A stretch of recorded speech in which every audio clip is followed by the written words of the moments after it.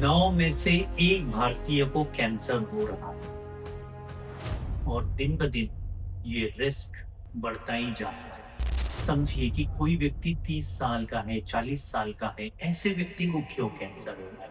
Friends, the only way, the only way we can decrease the cancer burden is by screening. आज हम समझेंगे ऐसा क्यों। First, demographic changes. आज से 50 साल पहले एक भारतीय का लाइफ स्पैन 50 इयर्स एवरेज माना जाता था। पिछले 3 डेकेड्स में एक आम भारतीय का लाइफ स्पैन 75 इयर्स हो चुका है। जैसे हम ज्यादा सरवाइव करते हैं, ऐसे हमारे सेल्स के डीएनए विथ एज डैमेज होने लगते हैं और कैंसर का खतरा ही नहीं, सारे नॉन कम्युनिकेबल डिसीजेस जैसे डायबिटीज, हाइपरटेंशन, हार्ट प्रॉब्लम का रिस्क बढ़ता है। Second, lifestyle changes. ये आज की जनरेशन के लिए बहुत इम्पोर्टेंट है। समझिए कि कोई व्यक्ति 30 साल का है, 40 साल का है, ऐसे व्यक्ति को क्यों कैंसर हो रहा है? Because of his lifestyle. Lifestyle की हम जब भी चर्चा करते हैं तो हम अक्सर स्मोकिंग और अल्कोहल की ही बात करते हैं कि स्मोकिंग से कैंसर होगा, गुटखा खाने से कैंसर होगा, अल्कोहल से कैंसर होगा। इससे तो कैंसर का रिस्क बढ़ता ही है, लेकिन इसके अलावा जो आज की जनरेशन का सबसे इम्पोर्टेंट फैक्टर है वो है डाइटरी हैबिट्स। हमारे एंसेस्टर्स, हमारे ग्रैंडफादर्स की डाइटरी हैबिट्स को आप समझने की कोशिश कीजिए। They used to consume high fibre diet जिसमें वेजिटेबल, सैलड की मात्रा ज्यादा होती थी। आजकल हम जो डाइट का इस्तेमाल करते हैं वो अल्ट्रा प्रोसेस्ड फूड का इस्तेमाल ज्यादा है, जिसमें हम रेडी टू कुक फूड का इस्तेमाल करते हैं और फ्रूट्स, वेजिटेबल्स, प्रोटीन्स का कंजम्पशन दिन ब दिन लोगों में कम होता जाए। इसके अलावा सीडेंटरी लाइफस्टाइल। लाइफ हम लोगों की कितनी आसान हो गई है। कुछ बाहर से ऑर्डर करना है, आजकल हम लोग ब्लिंकिट करते हैं। फूड ऑर्डर करना है, हम लोग जोमेटो से ऑर्डर करते हैं। तो ये आसान लाइफस्टाइल के चक्कर में हम दिन ब दिन बहुत ज्यादा सीडेंटरी होते जा रहे हैं। आजकल हम मूवमेंट्स कम कर रहे हैं। Sedentary lifestyle is one of the most important cause जिसकी वजह से कैंसर की केसेस बढ़ रहे हैं। ओबेसिटी। सीडेंटरी लाइफस्टाइल से ओबेसिटी होती है।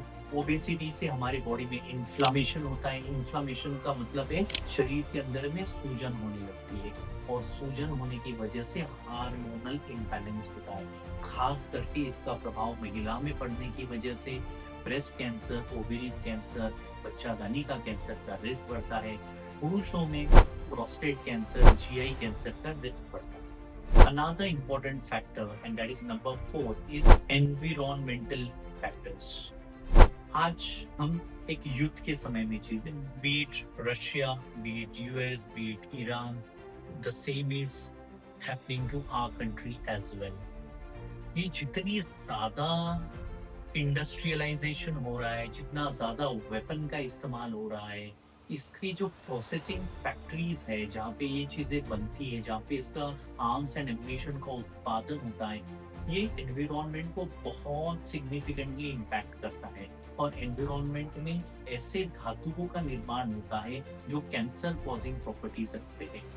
इसके अलावा पोल्यूशन। इंडिया एक पोल्यूशन हब बनते जा रहा है। केवल अब ये बात दिल्ली, मुंबई जैसे मेट्रोज के ऊपर में नहीं है, बट हमारे रूरल एरियाज में भी पोल्यूशन का रिस्क बढ़ रहा है। और पोल्यूशन में सबसे इम्पोर्टेंट फैक्टर है एक पार्टिकुलेट मैटर PM 2.5। ये पोल्यूटेंट इतना खतरनाक है कि हमारी कोशिकाओं को कैंसर कोशिकाओं में बदलने में इसकी अहम भूमिका है, जिसकी वजह से फेफड़े का कैंसर, मुंह के कैंसर के केसेस दिन ब दिन बढ़ते जा रहे हैं।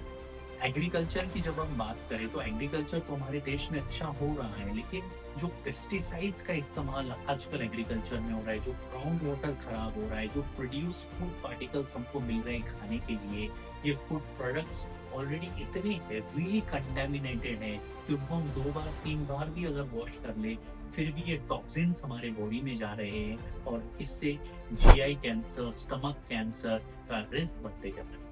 One important factor and that is number 5 in the list is chronic infection.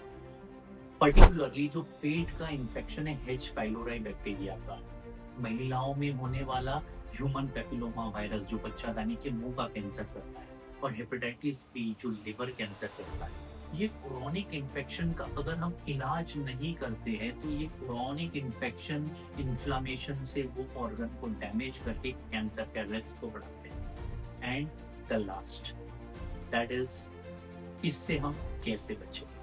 Friends, the only way we can decrease the cancer burden is by screening. जब भी हमको ये लक्षण है या इसके होने से पहले ही हम टाइमली अपनी स्क्रीनिंग कराएं, ये सिम्टम्स को समझें और एक सही डॉक्टर के पास हम पहुंचे जो कैंसर में एक्सपर्टीज है जो डॉक्टर की। इससे हम ये बीमारी को होने से ही बच सकते हैं। Please remember, the only way to defeat cancer is screening and early diagnosis. Thank you so much.